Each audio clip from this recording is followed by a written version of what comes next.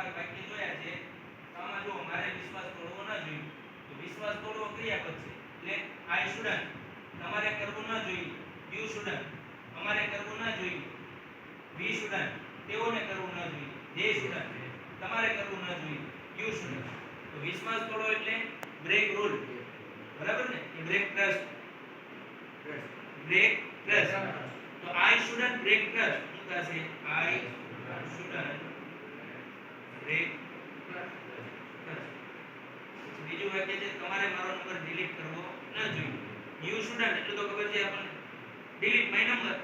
Delete my number. હવે છેતરવાને શું કહેવાય ઇંગ્લિશમાં? ચીટ. તો તમારે કોઈને છેતરવા ન જોઈએ. You shouldn't cheat anyone. શું થાય બોલો તો? You shouldn't cheat anyone. રજા લેવી. લેવું એટલે ટેક લીવ.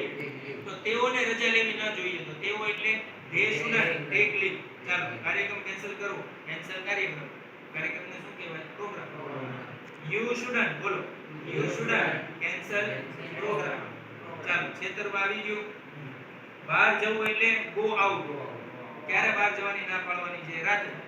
તો શું થાય? લોકોએ રાત્રે બહાર જવું ન જોઈએ. People shouldn't. બોલતા જાઓ. People shouldn't. પછી ક્રિયા શું છે?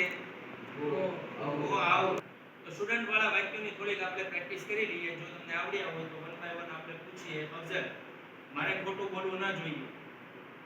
આઈ સ્ટુડન્ટ તેરા લાય. મારે વૃક્ષો કાપવા ન જોઈએ.